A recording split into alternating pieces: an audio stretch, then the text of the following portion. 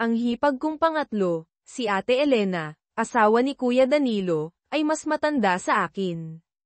Pagkatapos kong makipag-usap kay Ate Trina, hipag kong pangalawa, at umuwi, nakaramdam ako ng pagod.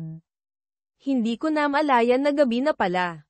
Nakita ako ni Ate Tess sa sala at tinapak ako ng mahina. Hoy, Miguel. Ano ba yan? Bakit ka natutulog na parang patay? Pagod na pagod ka yata. Oo, ate. Hindi ko nga maintindihan kung bakit, sagot ko. Nako, siguro may nakadate ka na naman. Nako, Miguel, gabi na, Sige na, tulungan mo na lang ako sa pagluluto ng hapunan, sabi niya. Napilitan akong bumangon at tumulong kay Ate Tess sa kusina. Tinitigan ko ang kanyang bilugang puwet sa loob ng kanyang duster. Si Ate Tess, habang naghuhugas ng gulay, ay nagbiro pa. Hoy, Miguel, gusto mo bang magpalamig tayo? Pero nakita niyang pagod na pagod ako, kaya ngumiti na lang siya at nakipagkwentuhan. Umakyat ako sa kwarto para matulog. Pero pagbalik ko, nagulat ako nang makita ang ilang libong piso na nakatago sa bulsa ng pantalon ko. Hula ko, pagkatapos naming mag-usap ni Ate Trina at naliligo ako, lihim niya itong inilagay sa bulsa ko. Ayos na rin yun. Kinabukasan, wala pa ring Ate Tess. Napagdesisyonan kong pumunta sa bahay ni Kuya Danilo. Nakita ko si Ate Elena na nag-aalaga kay Bunso, ang anak nila. Oy, Tito Miguel, bakit ngayon ka lang ulit bumisita? Sabi ni Bunso. Busy kasi si Tito, Naghahanap ng mapapangasawa, biglang sabi ni Ate Elena. Bunso, halika na, maglaro tayo. Talaga, Tito, sinong mapapangasawa mo? Yung teacher ko kaya, mabait yun at maganda pa, sabi ni Bunso. Natawa ako sa sinabi ng bata. Sige, samahan mo ako para makilala ko ang teacher mo, sabi ko. Tumango si Bunso. Sinamahan ni Ate Elena si Bunso sa gate. Anong ginagawa nyo sa labas? Tanong ko. May field trip sila ngayon. Sinusundo sila ng school bus, sagot niya. Ang mahal na nga ng tuition ngayon, hindi pa rin maganda ang serbisyo. Maya-maya, dumating na ang bus. Nakita kong maraming student teacher na sumasakay para tumulong sa mga bata. Pagkaalis ni Bunso, tinanong ako ni Ate Elena, bakit parang malungkot ka? May problema ba? Wala naman, ate. Medyo pagod lang, sagot ko. Anong klaseng diet ba yan? Ang payat-payat mo. Kumain ka ng marami para lumakas ka, sabi niya. Ngumiti ako. Inaamin ko, maganda si Ate Elena. Yung damit niya sa bahay ay bumagay sa kanyang kutis. Ano ba yan? Titig na titig ka sa akin. Pangit na ba ako dahil nagkaanak na ako? Tanong niya. Hindi maganda ka pa rin, ate. Siguradong maraming lalaki ang magkakagusto sa'yo, sagot ko. Bolero ka talaga, sabi niya. Nagkwentuhan kami ng ilang oras. Pagkatapos, inutusan niya akong buhatin ang kabinet sa ikatlong palapag papunta sa ikaapat. Hindi niya raw kaya mag-isa. Habang binubuhat namin yung kabinet, nahirapan kami. Pawisan kami pareho. Biglang dumating si Kuya Danilo at nakita kami. Ang hina mo naman, Miguel. Kabinet lang yan, hingal na hingal ka na, sabi ni Kuya Danilo. Mahirap kaya, ang bigat nito, sagot ko. Pumasok ako para maghilamos. Paglabas ko, nakita kong nakatingin si Kuya Danilo sa katawan ko. Lumaki ka na rin, mas malaki pa yata sa akin, sabi niya. Sige na, mag-dinner ka na dito. Sige ba? Anong lulutuin ni Ate Elena? Tanong ko. Kahit ano, kaya niya. Alam mo namang magaling magluto yan, sagot ni Kuya Danilo. Nagkwentuhan kami ni Kuya Danilo habang nagluluto si Ate Elena. Pagkatapos ng ilang oras, handa na ang masarap na hapunan. Habang umiinom kami ng beer, nagkwentuhan kami tungkol sa trabaho. Pagka-uwi ko, nakita ko si nanay na umiinom ng tsaa sa labas. Saan ka na naman galing? Amoy alak ka na naman, sabi niya. Kumain lang ako kina Kuya Danilo at Ate Elena, sagot ko. Umakyat na ako. Umakyat ako sa kwarto, naligo, at natulog. Napagod talaga ako sa araw na yun. Kinabukasan, wala sina nanay at tatay. May lakad daw sila sa probinsya. Ako lang mag-isa sa bahay. Pagdating ng hapon, pumunta ako sa school. May aasikasuhin daw ako. Pagkatapos, umuwi ako at kumain. Medyo pagod na ako sa ganitong buhay. Pagkatapos kumain, nakipagkwentuhan ako kina nanay at tatay. Tinanong ako ni nanay, mag-uumpisa na naman ang klase mo, no? Siguraduhin mong wala kang babagsak na subject. Oo naman. Wala akong inaalala, sagot ko. Mag-aral ka ng mabuti at maging responsable ka sa lahat ng ginagawa mo. Maghanap ka ng mabait na girlfriend. Huwag kang maghanap ng babaeng palaboy, sabi niya. Oo, Nay. Alam ko yan, sagot ko. Pagdating ng hapon, pumunta ako sa bahay ni na Kuya Danilo. Nakita ako ni Bunso. Tito, ang saya-saya ng field trip namin. Nakita namin ang maraming hayop sa zoo. Nakita rin namin ang tiger, pero parang may sakit kasi nakahiga lang, sabi niya. Nakulong kasi siya, sagot ko. Habang nagkukwentuhan kami, lumabas si Ate Elena na naka-ponytail. Bakit ka nagpuyat, Bunso? Sino bang kausap mo? Tanong niya. Si Tito Miguel po. Nangako kasi siya na bibili niya ako ng laruan, sagot ni Bunso. Nako, huwag kang maniwala dyan. Bolero yan, sabi ni Ate Elena. Nagkatinginan kami at nagtawanan. Tinanong ko si Ate Elena kung nasaan si Kuya Danilo. Busy sa trabaho. Laging may ka-meeting, sagot niya. Hindi ko nga alam kung may ibang babae na. Nagkwentuhan kami ng ilang oras. Pagkatapos, pinaglaro ko si Bunso sa labas. Dito ka lang ha. Huwag kang lalayo, sabi ni Ate Elena. Maya-maya, lulutuin ko na ang hapunan. Naglaro kami ni Bunso hanggang gabi. Pagbalik namin, nakahanda na ang hapunan. Mukhang napagod si Ate Elena sa pagluluto. Tito, subuan mo ako, sabi ni Bunso. Kaya mo na yan. Malaki ka na, sagot ko. Sinubuan ni Bunso ang sarili niya. Naalala ko tuloy, gusto ko na rin magkaroon ng anak. Ngumiti si Ate Elena at sinabing, kumain ka ng marami, Miguel. Kailan mo ba ipapakilala sa amin ang girlfriend mo? Gusto ko na rin magkaroon ng apo. Malay ko pa, wala pa akong balak mag-asawa, sagot ko. Maya-maya, tumawag si Kuya Danilo. Sinagot ni Ate Elena at na loudspeaker niya para marinig ko. Medyo nagtaka ako, pero hindi ko na lang pinansin. Honey, busy ako sa trabaho kaya hindi ako makakauwi. Mag-ingat kayo ni Bunso. Siguraduhin mong nakalak ang pinto, sabi ni Kuya Danilo. Oo, alam ko. Nandito rin si Miguel para samahan kami, sagot ni Ate Elena. Sige, mag-ingat kayo, sabi ni Kuya Danilo at binaba ang telepono. Naglaro si Bunso ng robot. Tumingin-tingin sa akin si Ate Elena. Ako naman, nagpapahangin lang. Kinuha ni Ate Elena ang kanyang pajama at underwear na kulay pula.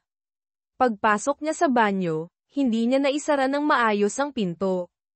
Nakita ko tuloy siyang naliligo. Ang ganda ng kanyang katawan. Nakatulala ako sa kanya. Biglang sumigaw si Ate Elena, Miguel, pakitingnan nga ang gripo. Parang nasira. Nagulat ako. Mabilis akong tumakbo papunta sa banyo. Nakatapis lang siya ng tuwalya. Ay, sorry. Nakalimutan ko, sabi niya. Sige, pakitingnan na lang yung gripo. Pumasok ako sa banyo para ayusin ang gripo. Habang ginagawa ko yun, nakatitig lang sa akin si Ate Elena. Salamat, Miguel. Ang galing mo talaga, sabi niya. Walang anuman, sagot ko. Malapit na mag-alas 9, sinabi ni Bunso na gusto na niyang matulog. Sinamahan ko siya sa kwarto. Pagkahiga niya, binasa ko siya ng storybook. Hindi nagtagal, nakatulog na siya. Pagkatapos, bumaba ako. Nakita ko si Ate Elena na nakatayo sa balkonahe. Ang ganda ng kanyang mahabang buhok.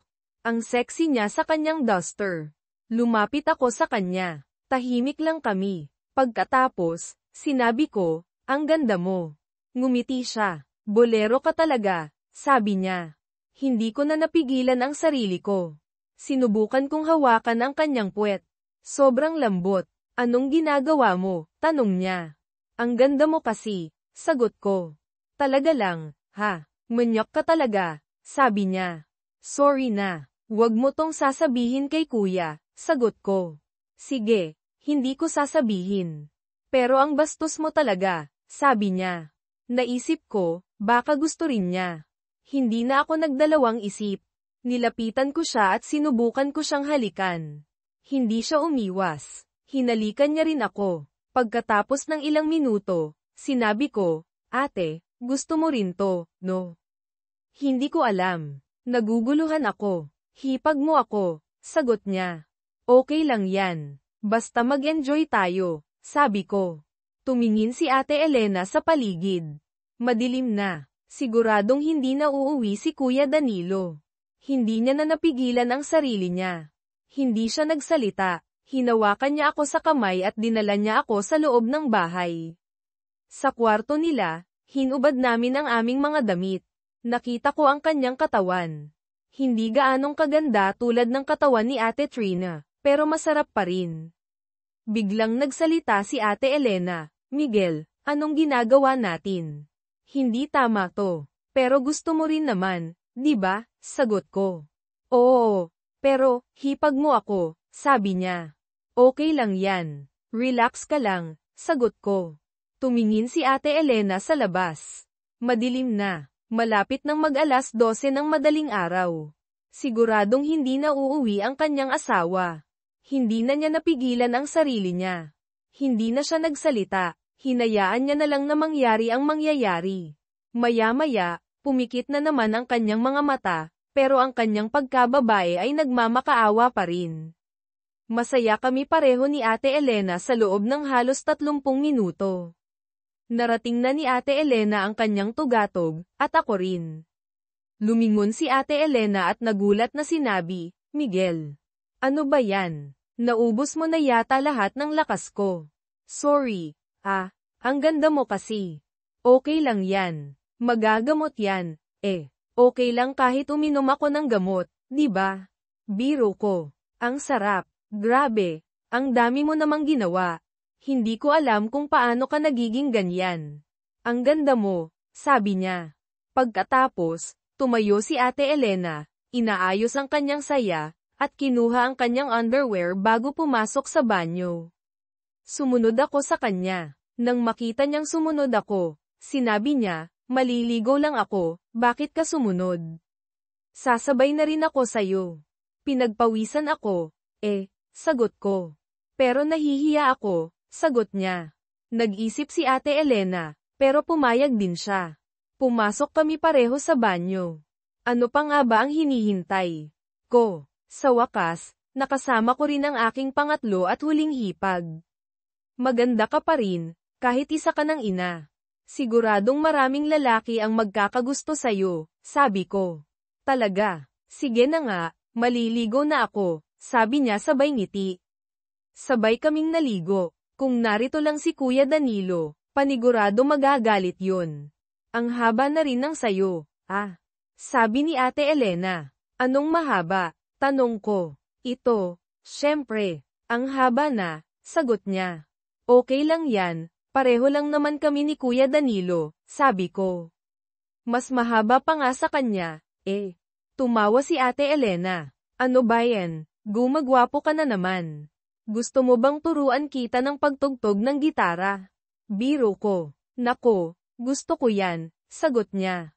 Pagkatapos, medyo nakaramdam na ako ng gutom, kaya sinabi ko kay Ate Elena na itigil na namin. Sige na, tapos na. Pagod na ako, sabi niya. Bukas na lang ulit, okay lang, ate. Ikaw ang bahala, sagot ko. Pinatay ni Ate Elena ang gripo, kumuha ng tuwalya para magpunas, at pumunta sa kwarto. Kumuha rin ako ng tuwalya at sumunod. Nagsimula na naman kami, mga alas 3 ng madaling araw nang matapos kami. Gusto mo bang matulog dito? Tanong ko. Nako, gusto ko. Pero baka dumating si Danilo, sagot niya. Okay lang yan. Ako ang bahala, sabi ko. Alam kong hindi siya papayag. Hindi ko alam kung kailan kami nakatulog. Kinabukasan, nagising ako ng maaga. Kinakabahan ako na baka dumating si Kuya Danilo, pero hindi pa rin siya dumarating. Nag-dinner kami ni na Ate Elena at Bunso. Parang nahihiya si Ate Elena, pero hindi ko na lang pinansin. Pagkatapos naming mag-dinner, sinama ko si Bunso para maglaro. Binilhan ko siya ng laruan at pagkatapos, umuwi na ako.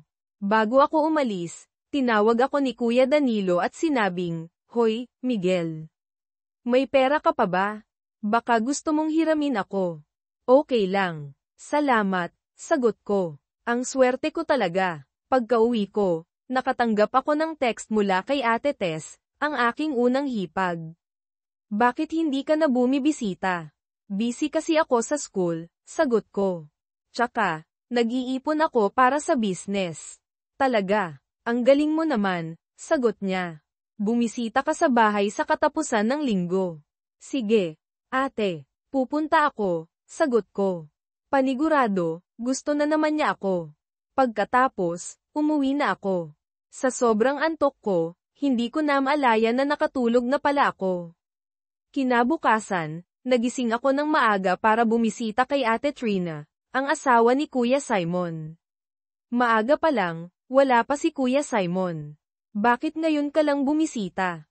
tanong ni Ate Trina. "Busy kasi ako sa trabaho," sagot ko. "Lagi na lang busy. Nasaan si Simon?" tanong ko. "May trabaho siya," sagot niya. "Basta pumupunta ka lang dito kapag wala siya, no? Parang sinasadya mo." Tumawa lang ako at tumingin kay Ate Trina. Napansin kong may mga bayabas sa puno. "Ate, pwede bang pitasin yung mga bayabas?" tanong ko. "Sige, kunin mo," sagot niya. Pumunta ako sa puno at pumitas ng maraming bayabas. Pagbalik ko, nakita ko si Ate Trina na nagpapakain sa mga manok. Ang ganda niya habang nagpapakain ng manok. Ang kanyang mga braso, habang nagpapakain, ay nagpaganda sa kanyang pagkababae. Inilapag ko ang bayabas at lumapit sa kanya. Nang makita niya ako, sinabi niya, "Anong ginagawa mo? Huwag kang lumapit. Ang ganda mo kasi," sagot ko. Tumawa siya. Inabutan niya ako ng tubig. Pagkatapos, kinuha niya ang tuwalya at pinunasan ang kanyang kamay. "Ang ganda mo talaga. Bakit mo ako niyayakap?" sabi niya. "Baka may makakita sa atin." "Walang makakakita sa atin. Ang taas kaya ng pader," sagot ko. "Hindi pwede," sagot niya. "Marami na akong ginawa para sa'yo. Huwag ka nang humingi ng iba. Please, ate," sabi ko. Hindi siya nakaimik. Hinayaan niya akong gawin ang gusto ko. Mabilis kaming pumunta sa likod para magpunas ng mukha. Pagkatapos, bumalik si Ate Trina. Pagkatapos, pinahinga ko na siya. Sinabi ko sa kanya na huwag na lang kaming magkita sa labas. Hindi ko alam kung bakit niya ako hinahayaan. Nag-promise na ako, pero siguro gusto niya rin. Habang naglalakad-lakad ako, nasabi ko sa sarili ko, hindi ako magaling na tao.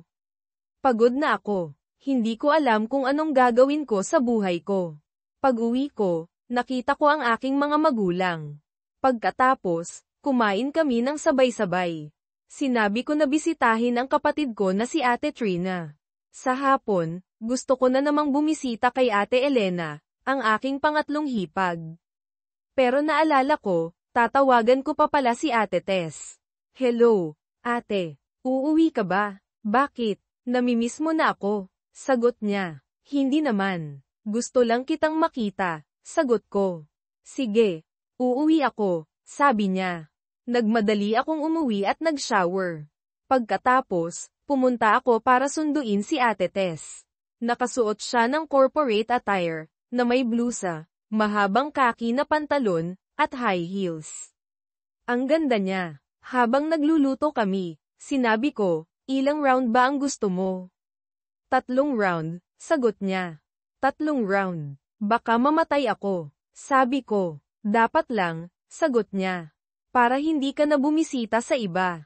"May lakas pa naman ako," sagot ko. Pagkatapos, masaya kaming kumain, nagtawanan, at nag-usap. Pagkatapos, nagdesisyon kaming pumunta sa kwarto. Hinayla ni Ate Tess ang kurtina at sinabing, ang romantic naman dito. Masarap gawin to sa madilim, di ba? Oo naman, sagot ko. Pagkatapos, sinimulan na namin. Sobrang saya ko. Pagkatapos, natulog kami. Kinaumagahan, nagising ako ng maaga. Kumain kami ng almusal at nagpaalam. Pero bago ako umalis, sinabi niya, bumisita ka sa susunod. Oo naman, ate, sagot ko. Pagkatapos, sumakay ako sa jeep. Biglang tumawag si Kuya Simon. Hoy, Miguel, pumunta ka dito sa bahay. May party. Anong meron? Tanong ko. Basta, pumunta ka na lang. May sorpresa ako sa'yo, sagot niya. Okay, pupunta ako, sagot ko. Ang swerte ko talaga. Pagka-uwi ko, nagbihis ako. Pagdating ko sa bahay, nakita ko si Kuya Simon. Uy, Miguel, halika, uminom tayo, sabi niya. Sige, sagot ko. Pagkatapos, nakita ko si Ate Trina. Kumusta ka? Okay lang, sagot niya. Habang nagkukwentuhan kami, biglang tinanong ni Kuya Simon si Ate Trina, Honey, ano na? Ready na ba? Oo, ready na, sagot niya. Pagkatapos, sinabi niya, Miguel, may sorpresa kami sa'yo. Ano? Tanong ko. Pagkatapos, tinanong ni Kuya Simon, kumusta kayo ni Trina? Nagulat ako. Hindi ako nakasagot. Okay lang, Miguel. Alam ko ang lahat, sabi ni Kuya Simon. Ano? Tanong ko. Relax ka lang. Hindi ako galit. Gusto ko lang kayong maging masaya, sabi niya. Ano? Tanong ko. Gusto mo bang mag-threesome tayo? Tanong niya. Hindi ako makapaniwala. Gusto mo ba? Tanong niya ulit. Hindi ako nakasagot. Hindi ko alam ang sasabihin ko. Pagkatapos, sinabi niya, sige na nga, huwag na lang. Pagkatapos, tinanong niya si Ate Trina, Honey, gusto mo ba? Tumingin sa akin si Ate Trina. Pagkatapos, sinabi niya, oo, gusto ko. Hindi ako makapaniwala. Okay, sige, sabi ni Kuya Simon. Pumasok kami sa kwarto. Pagkatapos, hinubad namin ang aming mga damit. Pagkatapos, sinimulan na namin. Sobrang saya ko. Hindi ako makapaniwala na nangyayari to. Pagkatapos, natapos kami. Pagkatapos, naligo kami. Pagkatapos, nagpahinga kami. Pagkatapos, umuwi na ako. Hindi ko alam kung anong nangyayari sa buhay ko. Sobrang saya ko. Sobrang swerte ko. Kinabukasan, biglang tumawag si Ate Elena. Miguel, may free ka ba ngayon? Pwede mo ba akong tulungan? Anong meron? Tanong ko. Kailangan ko lang ng tulong sa computer, sagot niya. Okay, pupunta ako, sagot ko. Ang swerte ko talaga. Pagka-uwi ko, nagbihis ako. Pagdating ko sa bahay, nakita ko si Ate Elena. Uy, Miguel, halika, pasok, sabi niya. Anong meron? Tanong ko. Kailangan ko lang ng tulong sa computer, sagot niya. Okay, tutulungan kita, sagot ko. Pagkatapos, pumasok kami sa kwarto. Pagkatapos, sinabi niya, kailangan ko rin ng kausap. Ang boring kasi dito. Okay, kakausapin kita, sagot ko. Pagkatapos, nagkwentuhan kami. Pagkatapos, biglang sinabi niya, siguro, gusto mo rin akong halikan, no? Hindi ako nakasagot. Okay lang, alam ko, sabi niya. Pagkatapos, hinalikan niya ako. Pagkatapos, nangyari ang lahat. Hindi ako makapaniwala. Sobrang saya ko. Sobrang swerte ko. Pagkatapos, sinabi niya, Miguel, baka magalit si Danilo. Okay lang, hindi niya malalaman, sagot ko. Hindi ako sigurado, sabi niya. Trust me, sagot ko. Pagkatapos, nagpatuloy kami. Hindi ako makapaniwala. Sobrang saya ko. Sobrang swerte ko. Sa susunod, sinong hipag ko kaya ang susunod kong makakasama? Hindi ko alam. Pero panigurado, magiging masaya ako. Ang swerte ko talaga. Hindi ko pa alam ang katapusan ng kwento na ito. Pero susulat pa rin ako, Dahil ako ay sinuswerte sa aking 3 magagandang hipag. Ang pasal ni Nuningneng, ang ganda-ganda talaga ni Nuningneng. 22 anyos pa lang, pero ang ganda ng mukha. Tapos, mapapangasawa niya ang 70 anyos na si Mang Tasyo, na may sakit pa sa puso. Sayang talaga ang buhay niya. Ang sabi-sabi, gusto lang daw niya ang pera ni Mang Tasyo para bayaran ang utang ng tatay niya. Adik kasi sa sugal, Pero, may punto rin, no? Swerte siya, may makukuha siyang bata, maganda, at maaasahan pa. Iyan ang mga bulong na narinig ko sa mismong araw ng aking kasal. Ako si Nuningneng, 22 taong gulang. Dahil sa kalagayan ng aming pamilya, maaga akong nagtrabaho, sumama ako sa nanay ko sa isang pabrika. Napapalungkot lang dahil adik sa sugal ang tatay ko. Kahit gaano kami kasipag ng nanay ko, kahit lagi kaming may malaking sahod, hindi pa rin sapat para mabayaran ang mga utang ng tatay ko. 6 na taon na ang nakalipas, at simula noon, ibinenta na niya lahat ng may halaga sa bahay, tulad ng TV, refrigerator, washing machine, at telepono. Pati ang mesa at upuan na binili ng nanay ko ng 10,000 piso, na sobrang bigat, ibinenta rin niya. Ngayon, sobrang hirap na kami, wala na kaming upuan para makapag-usap o makapagpahinga. Naglalatag na lang kami ng banig sa sahig para sa mga bisita. Pero wala nang bumibisita sa amin, kahit ang aming mga kamag-anak. Dahil kasi sa tatay ko, palagi siyang nanghihiram ng pera, at kung hindi siya bibigyan, nagtatago siya ng mga gamit. Kaya, galit na sa kanya ang lahat, at ayaw nang pumunta sa amin. Ang buhay namin ng nanay ko, hirap na hirap dahil sa tatay ko. Nagtatrabaho ako araw-araw, 14 o 15 oras. Kahit linggo, walang pahinga. Ang lagi kong iniisip, pera, para mabayaran ang utang at matulungan ang nanay ko. Pagod na ako. Pero yung mga kaedad ko na nagtatrabaho, mababa man ang sahod nila, hindi naman sila naghihirap para sa pamilya nila. Ang dami nilang pera na nagagastos. May mga bagong cellphone, motor, at magagarang damit. Samantalang ako, hindi na ako nagsasalita. Ilang taon na akong nagtatrabaho, pero nakasakay pa rin ako sa sira-sirang bisikleta. Sa sobrang pagod, nakatulog ako habang nagbibisikleta. Pawisan ako pagdating sa trabaho, at lagi pa akong nahuli. Sila, maganda ang damit, magaganda ang sapatos. Ako, sapatos na goma pa rin, at ang damit ko, isang set lang na sinusuot ko buong taon. Hinihintay ko pang pumuti at maging manipis ang aking pantalon. Tuwing buwan, binibigyan ko ng 10,000 piso ang nanay ko mula sa aking sahod para bayaran ang utang ng tatay ko. Dahil sa malaking interes, ang laki na ng utang. Ang natitira na lang sa akin ay ilang daang piso para sa aking personal na gastusin, at sa aking pagkaing pananghalian. Pero, nanghihiram din ang tatay ko. Minsan, sinasaktan pa niya ako dahil nagtira ako ng 600 piso para sa aking sarili. Sinipa pa niya ako, at nagkaroon ng pasa ang aking mata. 1 buwan bago nawala ang pasa. Napapalungkot talaga ang buhay ko. Yung mga kaklase ko, nag-aasawa na. Kinailangan ko pang manghiram ng pera sa aking katrabaho para makadalo sa kasal ng aking kaibigan. Wala rin akong maayos na damit na maisusuot. Napapahiya sa aking kalagayan. Sa kasal ng aking kaibigan, pinagtawanan ako dahil sa aking damit. Nagsimula na akong mainis sa aking buhay. Puro trabaho, walang pera. Puro utang. Minsan, sinabi ko sa nanay ko na aalis ako, magtatrabaho ako sa malayo. Hindi na ako babalik sa bahay na ito. Ayaw ko na sa buhay na ito. Pero umiiyak ang nanay ko, kaya hindi ko siya maiwan.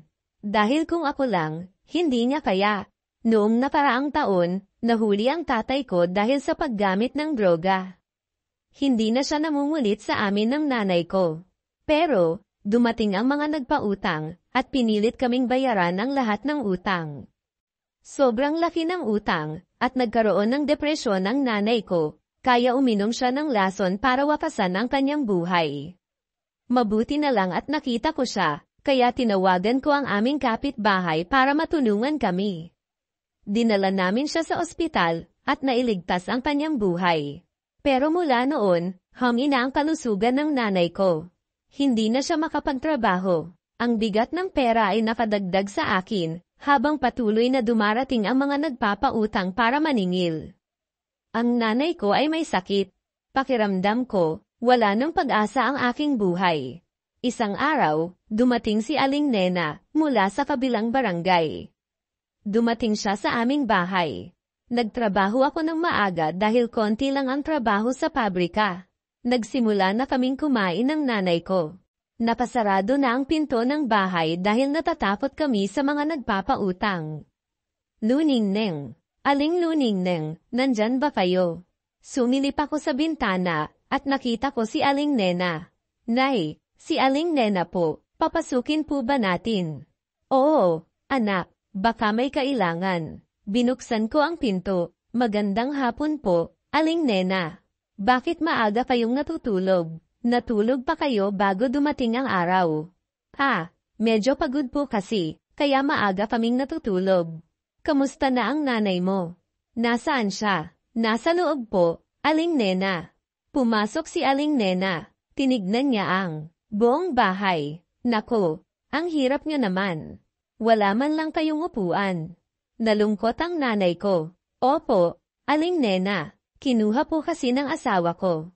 Kawawa naman kayo. Pagkatapos niyang tumakas, hirap na kayo. Opo, Aling Nena. Pero, may malaking utang pa siyang iniwan. Nako naman, gusto niyo bang mabayaran ang lahat ng utang niyo? Paano naman namin mababayaran yun, Aling Nena? Ang laki-laki na po ng utang. Hindi na nga po namin kaya. Uminom ng tsaa si Aling Nena. Ngayon, may sasabihin ako sa inyo. Nagsasabi sa akin si Mang Tasyo. Alam niyo naman siya, hindi ba? 5 taon nang namatay ang asawa niya. Ngayon, inatake siya sa puso. Matagal bago siya gumaling. Gusto niyang humanap ng makakasama, mag-aalaga sa kanya. Sabi niya, gusto niya si Luningneng. Nung pumunta pa sa kasal ng apo niya, nakita pa niya. Gusto pa niyang pakasalan. Kung papayag ka, babayaran niya ang lahat ng utang niyo. Si Mang Tasyo naman, alam niyo naman kung gaano siya kayaman, di ba? Nanlaki ang aking mata. Naguguluhan ako sa sitwasyon. Hindi ko to naisip kailanman. Si Mang Tasyo, alam ng lahat na mayaman siya. Pero 70 taong gulang na siya. Siya ang lolo ng kaibigan ko na ikinasal. Pumunta ako sa kasal niya, at nakita ko si Mang Tasyo. Pero hindi ko akalaing gusto niya akong pakasalan. Hindi ako nagsalita, pero ang nanay ko, hindi pumayag. Hindi pwede. Si Luningneng ay 22 taong gulang lang. Bata pa siya. Paano niya aalagaan si Mang Tasyo, 70 taong gulang na? Sinabi ni Aling Nena, pero mayaman si Mang Tasyo. Babayaran niya ang lahat ng utang niyo. Mabubuhay kayo ng masagana. Mag-isip-isip muna kayo. Hindi pa rin pumayag ang nanay ko. Hindi pwede. Matanda na si Mang Tasyo, may sakit pa. Hindi niya aalagaan si Luningneng. Nagpatuloy si Aling Nena, hindi niyo alam. Kung mag-aasawa si Luningneng kay Mang Tasyo, mamamatay din siya. May sakit siya sa puso. Hindi magtatagal ang buhay niya. Pag namatay siya, mapupunta kay Luningneng ang lahat ng kanyang ari-arian. Bata pa si Luningneng, pwede siyang gumawa ng kahit ano. Hindi pumayag ang nanay ko. Pero, gusto kong baguhin ang aking buhay. Nay, kausapin ko muna si Mang Tasyo. Pag-iisipan ko muna. Pero 70 taong gulang na siya, anak. May sakit pa. Baka mahirapan ka. Hindi po natin alam. Kausapin ko muna siya. Sinabi ko kay Aling Nena na sabihin ang aking mensahe kay Mang Tasyo. Bukas po, pupunta po kami sa bahay niya. Bago umalis si Aling Nena, binigyan niya ako ng 20,000 piso. Ito ang regalo ni Mang Tasyo sa iyo. Gamitin mo muna. Salamat po, Aling Nena. Hindi mo ako kailangang pasalamatan. Basta, pag yumaman ka na, huwag mo akong kalimutan. Umalis na si Aling Nena. Pinagalitan ako ng nanay ko. Anak, anong nangyayari sa'yo? 22 taong gulang ka pa lang. Paano mo mapapangasawa ang isang matanda na kasing edad ng iyong lolo? Napabuntong hininga ko. Nay, gusto kong mabayaran ang lahat ng utang. Lahat ng ito ay dahil sa pera. Gusto kong maging mayaman, kaya huwag mo akong pigilan. Umiyak ang nanay ko. Anak, gusto ko sanang pakasalan mo si Danding. Pumunta siya dito. Gusto kanyang makilala. Nang banggitin ni nanay si Danding, nalungkot ako.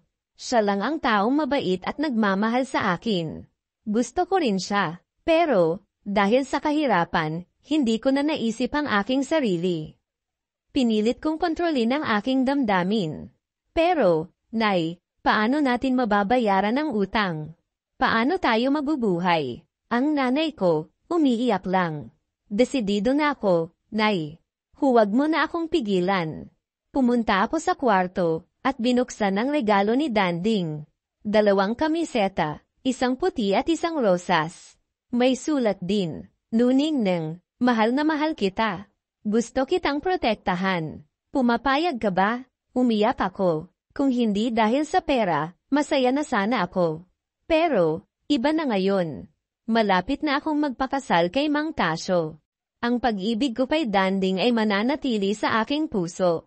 Itatago ko ang mga damit. Sa susunod na araw, ibabalik ko ang mga regalo kay Danding, at sasabihin ko na malapit na akong magpakasal. Iniwan ko ang aking unang pag-ibig. Dahil sa pera, kinaumagahan, pumunta ako kay Danding. Nagtataka siya, Nuning Neng, saan ka galing? Danding, ibabalik ko sana yung regalo mo. Bakit mo ibabalik? Dahil hindi mo ako gusto. Hindi naman sa ganon, Danding. Ikapasal na kasi ako. Nagulat siya. Ikapasal ka na? Kanino? Kay Mang Tasyo. Pero bakit? Kailangan kong bayaran ang utang namin. Kung hindi, hindi na kami makapakain, pero, mahal kita. Bakit hindi ako? Dahil hindi mo kayang bayaran ang utang namin.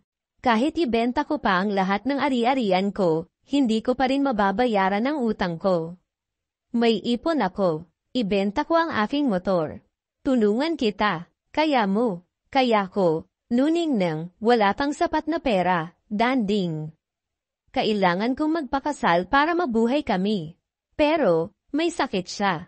Mamatay ka lang sa kanya.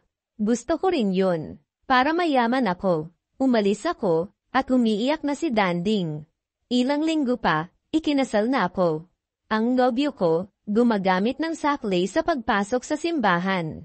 Tawa ng tawa ang nobyo, pero ang mukha ng nobya, parang walang pakiramdam. Sa mismong araw ng kasal, maraming nagtataka kung bakit ang isang magandang dalaga ay nagpakasal sa isang matandang lalaki na kasing edad ng kanyang lolo. Sinasabi rin ng iba na alam nila kung bakit, dahil sa palagayan ng pamilya ng nobya. Alam nilang ang nobya ay nagpakasal kay Mang Tasyo dahil sa pera. Kilala kasi ang tatay niya na adik sa sugal, at kung hindi siya magpapakasal sa mayaman, hindi nila mababayaran ang mga utang. Ang kasal ko at ni Mang Tasyo ay medyo kakaiba at nakakatawa. Alam kong hindi ako gusto nilan. Sa paghahanda pa lang ng kasal, tumutol na siya at sinabing nagpakasal ako kay Mang Tasyo dahil sa pera, para lang makuha ang kanyang kayamanan, at hindi dahil sa pag-ibig. Kaya naman, iniiwasan ko siya, at nanatili lang ako sa aking silid. Si Mang Tasyo, pagkatapos batiin ang mga bisita, ang kanyang mga kamag-anak ay sabik na umalis at pumunta sa kanyang silid. Nagsimula siyang magkomento kay Nando, "Nako, kailangan mong mag-ingat sa paglalakad, Mang Tasyo. Huwag kang mag-alala, anak, malakas pa ako." Sabi niya, "Naiintindihan ko na ang hirap mo. Mag-ingat ka, at baka ikaw ay matamba." "Salamat, anak," si Mang Tasyo, dahil sa uminom siya ng kaunting alak, medyo lasing. Nanginginig ang kanyang mga kamay.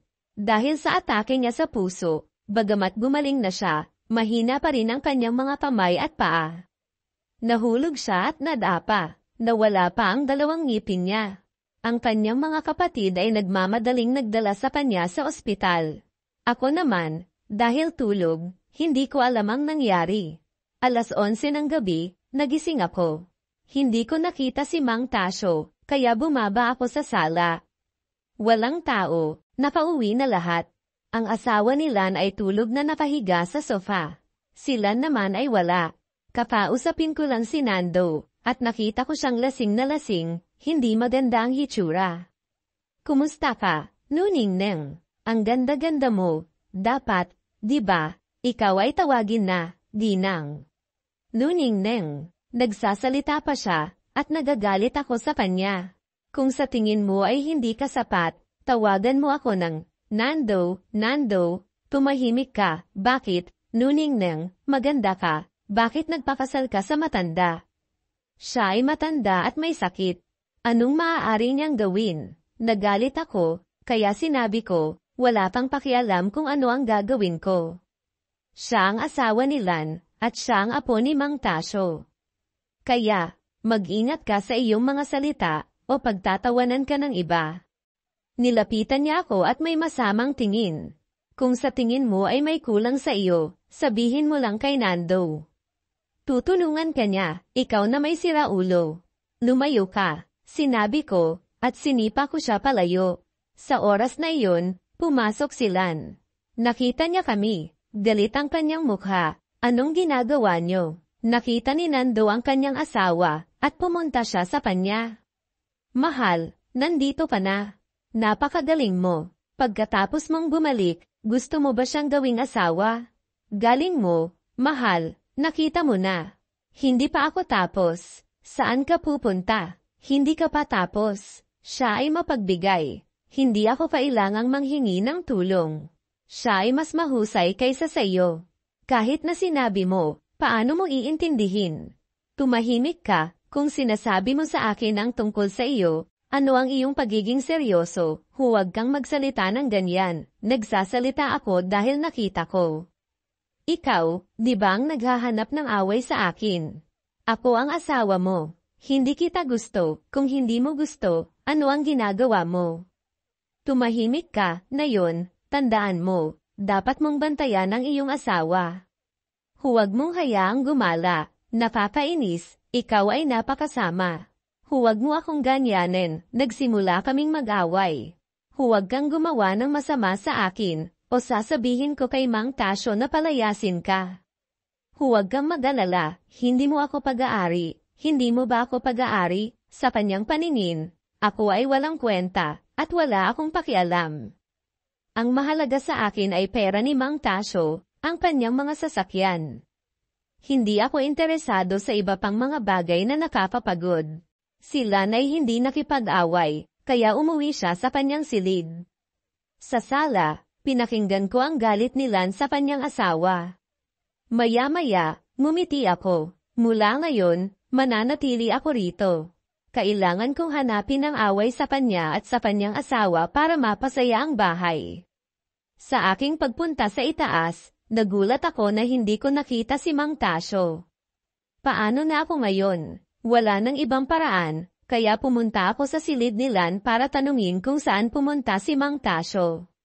Pagdating ko sa pinto, nakita ko si Lan at ang kanyang asawa na nag-aaway. Nanunood ako mula sa labas kung sino ang mananalo. Noong una, galit na galit si Lan.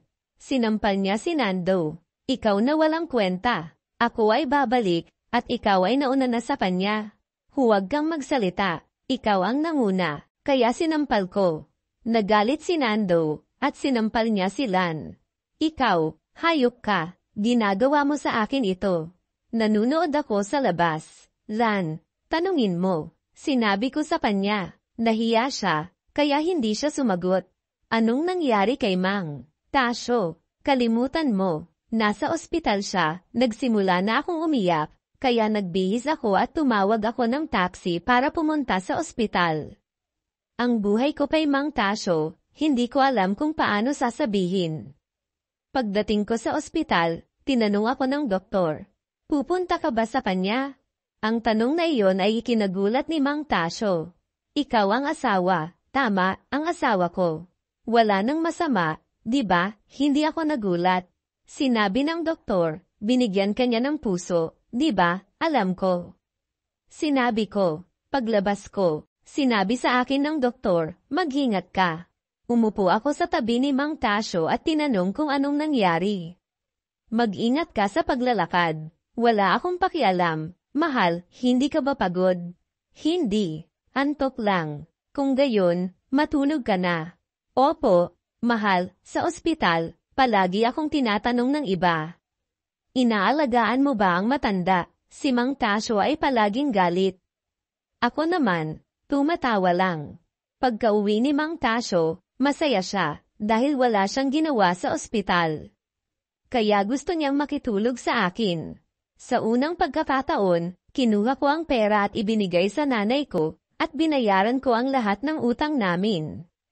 Pagkatapos, binigyan ako ni Mang Tasyo ng 1 bilyong piso para sa pagpapaganda ng aming bahay. Hinawakan ng nanay ko ang pera, pero hindi siya masaya. Nay, bakit ka malungkot? Hindi ko alam. Parang ipinagbili ko ang aking anak. Hindi ako masaya. Hindi. Mahalaga ang aking buhay. Ngayon, mayroon na silang galit sa iyo. Huwag kang mag-alala. Hindi nila ako sasaktan. Kinausap ko ang nanay ko, at pagkatapos ay pumunta ako sa bahay ni Danding, pero sarado ang pinto. Nay, nagtatrabaho pa ba si Danding? Oo. Umalis siya sa ospital noong ikinasal ka. Alam mo ba, hindi. Pag-iisipan ko ang nangyari. Napapalungkot, kung pinapasalan mo si Danding, hindi mo makukuha ang pera, di ba? Oo. Mahirap, umuwi ako, at si Mang Tasyo ay naghihintay sa silid. Opo, mahal, nandito na ako, sige, handa na ako. Nakikita kong hindi ko maiiwasan, kaya tinanggap ko ang aking kapalaran. Naligo ako, at lumabas ako. Mahal, hinihintay kita. Sige, mahal, pagdating ko sa kama, hinayaan ko si Mang Tasyo na gawin ang kanyang gusto. Umpisa na, bihira lang siyang makagawa, hindi na niya kaya. Pagkatapos, nagbago ang buhay ko.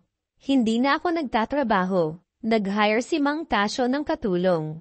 Umiikot lang ako, kumakain, naglalaro, at natutulog. Si Mang Tasyo naman ay ginagawa lang sa akin ang kanyang gusto. Nagsimula akong manghingi ng pera kay Mang Tasyo. Binigay niya ang password ng kanyang vault, kaya kumuha ako ng pera. Nag-aral ako ng pagmamaneho, bumili ako ng sasakyan, at ako ang naparehistro. May mga damit, sapatos, at bagong cellphone. Pumapasok ako sa salon para sa pagpapaganda. Talagang nagbago ang buhay ko dahil sa pera. Lan, maganda ka, di ba? Kung may pera ka, ano ang iyong gagawin? Ano ang kailangan mo? Huwag mong masyadong sayangin, hindi ko ginagamit ang pera mo. Bakit mo ako sinasabihan? Dahil hindi ka nagtatrabaho, ikinagagalit mo. Hindi. Nagsimula na silang mag-away. Si Mang Tasyo, binibigyan lang sila ng 10 milyong piso bawat buwan. Pinagtatrabaho niya ang mag-asawa, para mabuhay, at dapat nilang sagutin ang kanilang sarili. Kaya, lalong galit silan. Mang Tasyo, bigyan mo ako ng 50 milyon, ano ang iyong gagawin? Gusto kong magbakasyon. Bakit? Kasi, wala kaming pera, ano ang ginagawa mo? May 2 tao pa na nagtatrabaho, pero wala pa rin kita. Mahirap, huwag ka nang humingi pa, ikaw, kaya mong gumastos ng daan-daang milyon, pero hindi mo kami tutulungan.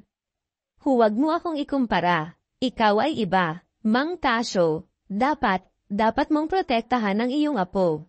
Ako ay nagtatrabaho para sa iyo. Nakikinig ako sa itaas. Alam kong galit silan sa akin. Ginagawa niya akong pababain. Pero, hindi ako papayag. May hawak ako kay Mang Tasyo. Ang gusto ko lang ay pera niya. Binabaan ko sila. Kayong dalawa, ang aga niyo naman gumising. Ikaw, mahal. Oo, kumain ka na ba? Ano ang gusto mo? Gusto ko ng PH. Hayaan mong bilhan ka ng katulong. Umalis si Mang Tasyo. Alam mo ba, nagpapakita lang ng pag-ibig sa kanya, hindi mo ba alam? Hindi. Para sa iyo, hindi ka pa nagtatrabaho, ikaw ba ay matapang, hindi ako takot, hindi ka ganoon, nagsasalita lang ako. Kaya nga, huwag kang maghanap ng away sa akin, salamat. Hindi ko gusto ang ganyan, hinawakan ko ang braso niya. Wala kang kwenta, nagsimula kaming mag-away. Hindi mo ako gadalitin, huwag mong hawakan, sinabi ko. Sinampal niya ako, sinampal mo ako. Nagsimula akong sumigaw. Pumasok si Mang Tasyo. Anong nangyayari? Nagsisinungaling siya, sabi mo, sinisisi mo, huwag mong gawin, hindi mo kailangan, salamat. Ako ang may kasalanan. Si Lan, hindi mo ba alam, hindi naman ako, hindi ko alam kung ano ang iyong sinasabi, umalis na ako. Huwag kang mag-alala, sa itaas, naririnig ko ang galit ni Mang Tasyo. Kung magiging ganyan, aalis ka sa bahay. Umalis si Lan at ang kanyang asawa. Ikaw, kung hindi ka magsasabi sa akin ng masama, makikita natin, sa 2 buwan pa, nagkaroon ako ng sariling sasakyan, at 500 milyong piso sa bangko. Sa buong aking buhay, napakarami kong problema, si Mang Tasyo ay may-ari ng isang hotel at 5 motel na nakapangalan sa kanya. Malakas ang negosyo, at bawat taon ay kumikita siya ng maraming pera. Hindi pa kasama rito ang mga mamahaling sasakyan na nakapangalan din sa kanya. Iisa lang ang anak ni Mang Tasyo, ang tatay ni Lan. Sa kasalukuyan, ang mga magulang ni Lan ang namamahala sa hotel at mga motel. Ibinigay niya sa kanyang mga kamag-anak ang responsibilidad na pangalagaan ng mga ari-arian. Sobra-sobra ang yaman niya. Paano niya ito uubusin? Mayroon na rin akong ari-arian, pero gusto kong magkaroon ng kahit isa sa mga motel para maging kontento ako. Ngayong gabi, uuwi ang mga magulang ni Lan para kumain, kaya sinabihan ni Lan si Manang Elsa, house help, na maghanda ng hapunan. Si Nando naman, naglalaro lang ng online games sa sala. Nagalit sila nang makita niya ito at sinabing, Nando, maglaro ka na lang ba lagi? Itigil mo na yang cellphone mo. Pauwi na ang mga magulang ko, naglalaro ka pa rin. Sumagot naman si Nando ng, isa pang laro lang, mahal. Babawi lang ako sa pagkatalo. Anong babawiin? Itigil mo na yan. Andyan na ang mga magulang ko, sigaw ni Lan. Ano kayang nangyayari? Bakit kaya pinapauwi ni Mang Tasyo ang mga magulang ko? Parang may pag-uusapan si Mang Tasyo sa mga magulang ko, sabi ni Nando. Biglang nagliwanag ang kanyang mukha. Baka kaya tatawagin tayo para pagratian ang mga ari-arian niya. May makukuha rin tayong parte, mahal. Hindi na natin kailangang magtrabaho. Sira ulo ka. Kung hindi ka magtatrabaho, ano ang ipapakain mo sa bibig mo? Tanong ni Lan. Kahit na, si Mang Tasyo ang magbibigay sa atin ng 20 milyong piso, 20 metro. Sa paraan mo ng paggastos ng pera, paano kaya magiging sapat ang 20 metro, sabi ni Lan. Magtrabaho ka na lang. Mahal, magkano kaya ang yaman ni Mang Tasyo? Narinig ko sa nanay ko na si Mang Tasyo ay may 100 milyong piso, 100 metro. Hindi pa kasama ang mga motel at hotel, sagot ni Lan. Kung totoo yan, may parte tayo sa mga ari-arian niya. Mayaman na tayo, may parte tayo, pero hindi pa rin natin makukuha ang lahat. May 2 parte pa para kay Mang Tasyo at kay Luningneng, sabi ni Lan na may galit. Bakit kailangang ibigay sa kanya? 2 buwan pa lang siya rito, pero ang dami na niyang nakuhang pera kay Mang Tasyo. Ibinili pa siya ng sasakyan at binigyan ng pera para sa bahay.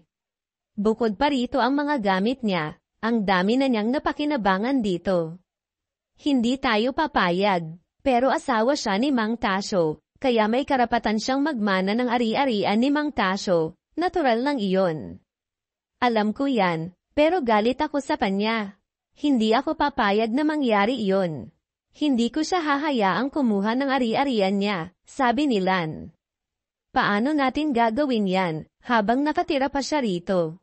Nakikinig ako sa itaas. Narinig ko lahat ng pinag-uusapan ni Lan at Nando. Ngumiti ako. Si Lan, gustong kunin ang mga ari-arian ni Mang Tasyo. Kung ganoon, Ituturo ko sa iyo ang paraan. Kung anong nararapat sa atin, makukuha natin. Kaya, huwag ka na mag-alala. Pagkarating ng mga magulang nilan, hinailan nila ang kanyang nanay para kausapin. Nay, bakit kaya tayo pinapauwi ni Mang Tasyo? Tanong nilan. Hindi ko alam, sasabihin ba niya sa atin kung paano paghahatian ang mga ari-arian niya, Nay? Hindi ko alam. Tanungin natin siya mamaya. Maayos ba kayang nakatira si Luning nang kay Mang Tasyo? Hindi. Gusto niya lang ang pera ni Mang Tasyo. Mayabang siya at hindi namin gusto ang mga ginagawa niya. Hindi ko akalain na ganito siya. Oo, sinasabi niya sa akin yun, Nay. Bukod rito, pinagbantaan pa niya ako na itatapon niya ako sa bahay ng asawa ko. Alam kong may masama siyang balak, Nay. Anak, nagkamali si Mang Tasyo sa kanyang pagpili sa kanya. Nay, hindi niya dapat ibigay sa kanya ang mga ari-arian niya, hindi siya karapat-dapat doon. Tingnan natin ang sasabihin ng tatay mo. Malalaman natin sa kanya. Kumain kami, at pagkatapos ay umupo kami sa sala para mag-usap. Sinimulan ni Mang Tasyo ang usapan. Pinatawag ko kayo para mag-usap tayo. Ano po yun, Mang Tasyo? Tanong ng tatay nilan. Napapagod na ako sa pagpapatakbo ng hotel at mga motel. Gusto kong ipasa kay Luning nang ang 2 motel para tulungan kayo. Siya naman ay walang ginagawa sa bahay. Tumutol kaagad silan at ang kanyang mga magulang. Mang Tasyo, hindi kami napapagod, maraming taon na rin namin pinangangalagaan ang mga negosyo mo. Sabi nilan, ayaw naming mag-hire ng ibang tao para makita lang si Mang Tasyo at mag-alaga sa kanya. Mayroon na si Manang Elsa. Bukod riyan, si Luning nang ay pwedeng manggalaga sa motel at mag-alaga kay Mang Tasyo. Hindi pwede. Kung pupunta si Luning nang sa motel, wala nang mag-aalaga sa'yo. Huminga ng malalim si Mang Tasyo. Lahat ng nakikinig, kabilang ang kanyang sariling mga anak ay ayaw ng plano. Si Mang Tasyo, iisa lang ang anak niya, si Don Ramon, kaya may laban siya. Kung si Don Ramon ang tumutol, mahihirapan si Mang Tasyo sa mga desisyon. Muli, bigo ang meeting. Pero alam ni Luning nang na matatalo pa rin silang dalawa ni Mang Tasyo, dahil hindi papayag ang anak at manugang ni Mang Tasyo. Ang kanyang mga apo ay tutulong din sa mga magulang niya. Kaya naisip ni Luning nang ang paraan para baguhin ang issue. Umuwi ako sa aking silid at naisip ko ito. Hindi ko hahayaang matalo. May naisip akong paraan upang baguhin ang issue. Papunta na ako sa aking kama nang yakapin ako ni Mang Tasyo. Umalis ka. Hindi ka ba masaya, mahal? Iniisip ka na naman ng anak mo. Mas marami pa rin tayong oras. Alam ko, tigilan mo na. Huwag. Hindi ako sumagot kay Mang Tasyo. Gumising si Nalan at Nando sa madaling araw para mag-shopping. Si Mang Tasyo ay lumipat para maglaro ng chess sa mga kapitbahay. Naiwan lamang ako at si Don Ramon sa bahay. Nag-iisip-isip ako sa sala at naghahanda sa paraan na mapunta ang motel sa akin. Hindi madaling dayin si Don Ramon, kaya mahihirapan akong kunin ang hotel. Kailangan kong gumawa ng paraan para mapunta siya sa aking tabi. May naisip akong paraan, delikado man, kailangan kong gawin para makuha ko ang motel. Nagsuot ako ng maikling shorts at crop top upang ilabas ang perpekto kong katawan. Ang katawan kong perpekto ay magiging kalamangan upang makuha ko ang lahat ng gusto ko. Alam ko na gusto ako ng lahat ng lalaki. Nirenovate ko ang katawan ko upang maging maganda. Napahiga ako at sumusubok sa shorts ko at pinapakita ang curves ko.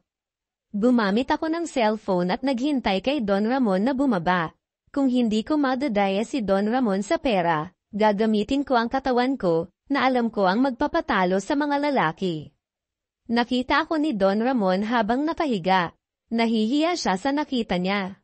Hindi ka ba nakikipaglaro kailan ngayon, mahal? Hindi. Pagod ako. Saan nagpunta si Mang Tasyo? Naglaro ng chess kasama ng mga kaibigan. Napapahiya. Ikinagulat ni Don Ramon nang marinig ang aking isinagot. Hindi ba dapat na maayos ang pagtrato sa iyo? Ano ang iyong problema? Ano ang sinasabi ni Mang Tasyo? Hindi naman sa masama si Mang Tasyo. Siya ang naging dahilan upang mawalan ako ng kasarian. Paano ako mabubuhay ng ganito?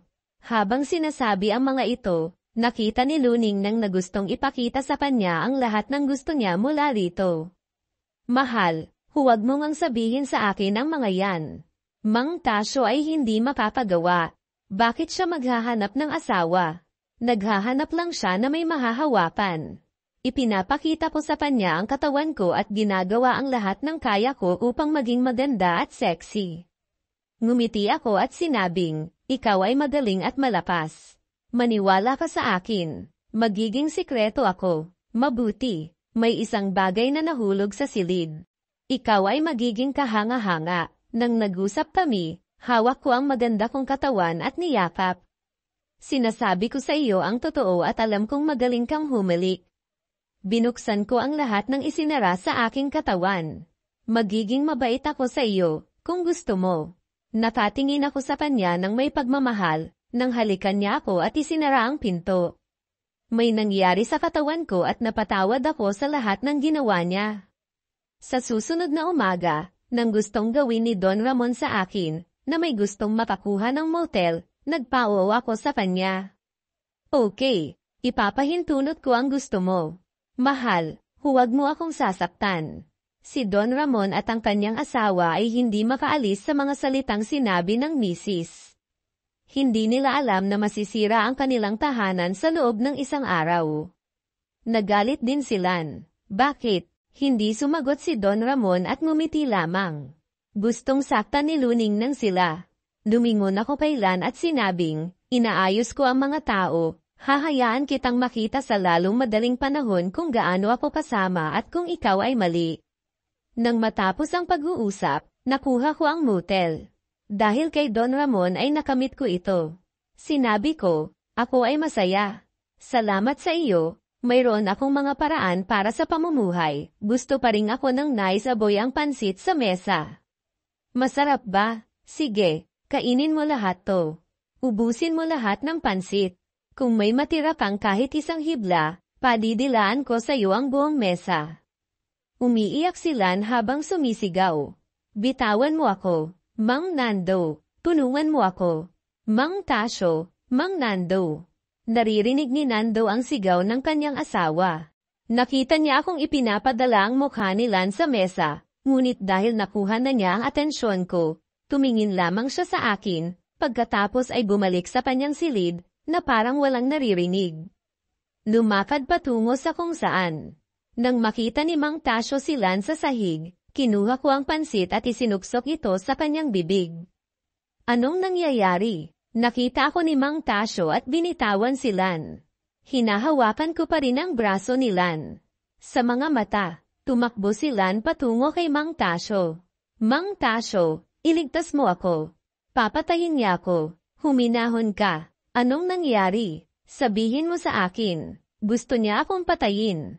Isa siyang demonyo. Paalisin mo siya. Kung hindi, papatayin niya tayong lahat. Naglinis ako ng kamay na walang reaksyon. Sinabi ni Mang Tasyo, Nuningneng, bakit mo sinasaktan si Lan? Kailangan mo siyang kausapin at sabihin mo sa kanya kung paano mo gustong gumawa. Huwag mo siyang sasaktan. Umupo ako sa mesa at sinabi, kung hindi mo alam ang kwento, huwag mo akong sisihin. May dahilan kung bakit ko siya sinaktan. Bakit ko siya sasaktan ng walang dahilan? Umiyak si Lan. Mainit ang mukha ko. Gusto kong lumayo sa'yo. Ikaw ang dahilan kaya ang balat ko ay magiging hindi kaaya-aya. Mang Tasyo, ano ang kailangan kong gawin upang gumaling ako mula rito? Kailangan kong tulungan ang apo ko. Sinabi ko, huwag mo akong sisihin. Hindi ako magpapadala ng 3 set, para sa akin, na may magandang mukha. Mang Tasyo, mali ba ang ginawa ko? Tinitigan ko si Mang Tasyo sa mukha at sinabing may ginawa ba akong mali. Umiyak ako at pinagalitan si Lan. Napakamasama na nakikita ang pagtrato. Dahil ako ay isang lola, bakit hindi mo ako tinatrato ng maayos? Totoo ba ang sinasabi ng mga tao na ako ay isang masamang nilalang? Mang Tasyo, Sabihin mo sa akin ang totoo. Lan, nagkamali ka at sinaktan mo ang aking asawa. Mula rito, tumigil si Lan sa pagiyak, at tumayo upang sabihin kay Mang Tasyo na siya ay isang masamang tao. Sinasabi ng aking asawa na hindi niya ako susukwan.